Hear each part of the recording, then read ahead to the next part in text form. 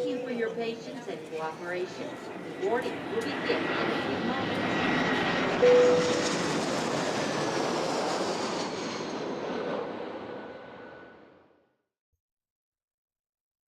Hello YouTube and welcome, Phriq here, and I've got another Let's Learn Cold and Dark startup video for you guys. We are again in another Cessna 172, but instead of being the FSX default Cessna 172, we are in the Carenado Cessna 172. If you're unfamiliar with Carenado aircraft, I would definitely take a look at them. I like them. I feel they fly nice and they have a lot more detail than that of the default aircraft. And they oftentimes have different features. So if you do have some extra cash and want to add to your FSX inventory of aircraft, I would definitely take a look at the Carenado aircraft. I will put a link to their website in the description below, so you can take a look at that. Hopping back into the cockpit, we will notice that there are some differences between that of the default Cessna 172 and the one by Carenado. Right away, you can see that the color scheme is different. The avionics panel does look different. The functionality is all there, but the look and feel is a little different. The instrument panel, for the most part, is all the same. One nice feature about Carenado aircraft is that you can remove the yokes, and I would recommend doing that because now we can easily get to all the lower part of the control panel without having to try to move the camera or fidget around those yokes to get to them.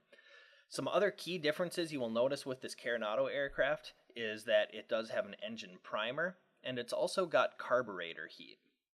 If you're unfamiliar with carb heat, I would definitely look into reading into it. While I haven't noticed much difference, or it doesn't seem to affect the game much, in real life, when the carb heat is on, it does slightly affect engine performance, and it is recommended at certain stages of flight, sometimes such as, say, a descent when your carb is more prone to icing. So if you're unfamiliar with carb heat, I would definitely recommend into reading up on it. The primer, again, in-game, I haven't noticed it to really make a difference if you prime the engine or not. You can start it up without priming it, but for realism's sake, I am going to prime the engine just because every Cessna that I have ever flown, I've had to prime the engine before it'll actually turn over when turning it on. So I will be doing that. Outside of that, for the most part, the functionality is all there of the Cessna 172, very similar to the default, just different layout and color schemes and things like that. With that said, we will hop into the checklist. One nice thing about Carenado is when you do purchase an aircraft, they do provide you with checklists. They also give you performance sheets oftentimes, and emergency checklists, and some other information like that. However, I'm not a big fan of their checklist just because I feel like sometimes they're missing some items that I would like to see in my checklist, such as beacon on before actually turning over the engine. You're supposed to have that beacon on before you turn over the engine, so that is something I would like to see in my checklist. Also, some of the order of the Carenado checklist is a little weird to me, and also it just seems to sometimes miss big portions of a checklist, such as it goes from the start checklist straight into the takeoff checklist, and it misses the pre-taxi or taxi checklist, which are items that I would like to see. So because of that, I am not going to be using those checklists. I'm going to be using the Checkmate brand Cessna 172 checklists. I have a link to the checklist that I am using in the description below, so if you want to follow along, you can. With all general aviation aircraft, you would normally do your pre-flight check and exterior inspection, things like that.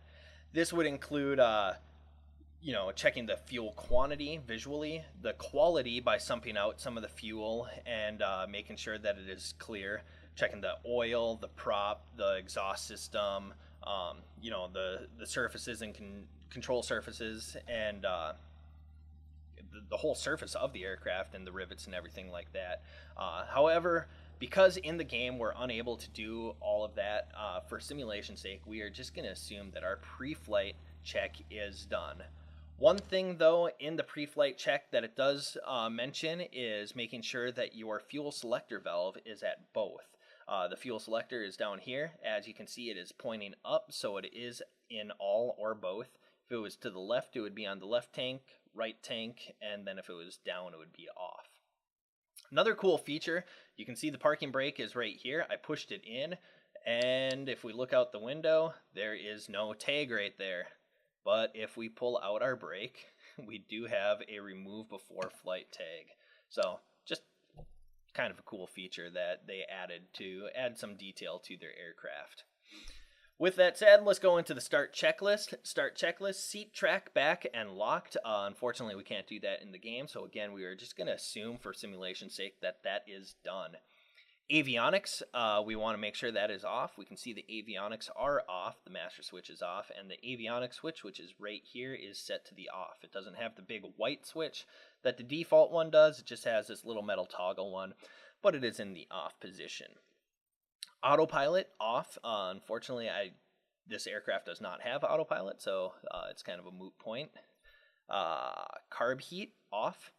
When it's pushed in, the carb heat is off. When it's pulled out, the carb heat is on, or hot and off and cold when it is pushed in. So carb heat is off. Beacon on. A step that I like to see in my checklist because you do need to have that on before you start your engine. So the beacon switch is on. In real life, I always just leave that on. Even after the aircraft is shut off, I just keep that on. That way I don't have to worry about that step, and I know anytime I turn on the engine, my beacon is going to be on. Mixture, we're going to put that to full rich, so we can see that my mixture is here, and I have it pushed in all the way for full rich. Throttle, my checklist says slight. We're just going to crack it slightly, push it in about 1/8 of an inch. Prime, and we can do that. It just says prime in this checklist. Some of them do say, you know, between 2 to 6 times or 5 times or something. I'm just going to do 4. Again, it doesn't really seem to affect the simulation very much, but in real life, you do usually need to prime your aircraft. Brakes, we have the brake set. Prop area, clear. So that's when you yell out the window, all clear, all clear. And master, we can turn that on. You'll start to hear it whine up as it goes onto the battery power, and the magnetos, we can set them to start. And you can see the puff of smoke, the propeller going, and our engine is on. Next it says oil pressure. You just want to check that. So you can check basically all of your gauges, make sure everything is in the green and that there are no issues with the aircraft. Lights as required. So we have our beacon already on. I'm going to put on the nav lights. I'm also going to put on the taxi light. Even though we don't need it quite yet, I'm just going to have it on. And mixture as required. I'm going to keep it fully pushed in right now. If you were, say, in Denver, where you're at a higher altitude, you might want to lean the mixture back already. But since we are only at 800, 900 feet at this airfield, I'm going to have it all the way in. And that concludes the startup checklist. Next, we can go into the pre-taxi taxi checklist. Seatbelt harnesses. Again, for simulation's sake, we're going to assume that is done. Flaps up. The flap switch is right here, and you can see that they are up, but also looking out the window, you can visually check to make sure that your flaps are up.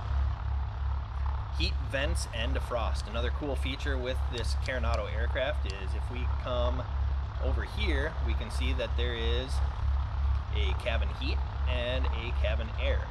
So you can pull those on. Again, it doesn't really do anything, but it's kind of cool that they were detailed enough to add those features in.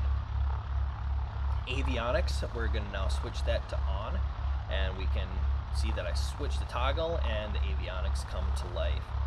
You can see that there is a COM 1, a COM 2, a NAV 1, NAV 2. There is an ADF and also a transponder. The transponder doesn't have the buttons that you push in to enter your code, but instead these rotating knobs to enter your squawk code. So our avionics are on. Next, transponder to standby. So we're going to come over here to our avionics side, and we can actually pop our transponder to standby.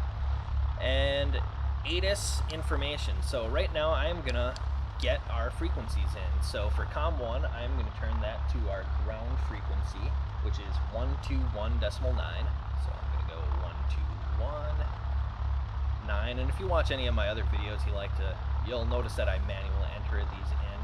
I try to do everything manually for realism's sake, so I don't like to have it automatically happen through the ATC window. Another thing you'll notice is when I do make ATC calls or listen to the Addons, it doesn't show the information below. I disabled that. That way I actually have to listen, write down my clearances, and adds another level of realism that I like. Next, in my COM2, I'm going to put in my Addons code. So that is 124.5. So I'm going to put that in. And to switch to COM2 so we can listen to it, there's this button here, and we're just going to hit that, and we'll see that it went to COM2. Marco Airport information, November 2020 Zulu. Wind calm. Visibility greater than 20 miles. Sky conditions clear. Temperature 132.3. Altimeter 29902. ILS runway 36 in use. Landing and departing runway 36. VFR aircraft say direction of flight. All aircraft read back hold short instructions. Advise controller on initial contact. You have November. Alright, so we have our November Addons information. Our altimeter is set to 29902, and winds are calm. Visibility is great. No clouds, and we are going to be using runway 36 as the primary. So we have our Addons information. Next step in the pre-taxi taxi checklist after Addons is altimeter, which we set. Radio, test. We're actually not going to test that right now because once we go to ground, we'll see that it's working. Also, taxi lights as required. I already have those on down here. Brakes, test. Again, that's another thing that you will do during the taxi, as are the remaining 3 steps, which is attitude indicator test, turn coordinator test, and heading indicator and compass test. So we'll check all of those once we're actually taxiing. But for now, our aircraft is started, and we are basically ready to get our clearance from ground. So we'll just say that we want to depart from the north, where we'll request our taxi. Margo ground, Cessna, November 20 5 kilo with November. Request taxi for takeoff, north departure. Cessna, November 5 kilo, taxi to and hold short of runway 36, using taxiway Charlie 2, Charlie Bravo Golf, Bravo Golf. Contact tower on 133.8 when ready. Alright, so we'll acknowledge our clearance. Taxi 2 and hold short runway 36. Via taxiway Charlie 2, Charlie Bravo Golf, Cessna 905 kilo. Alright, so we got our taxi instructions. We need to go to runway 36 via Charlie 2, Charlie Bravo Golf, and then we can contact tower on 133.8.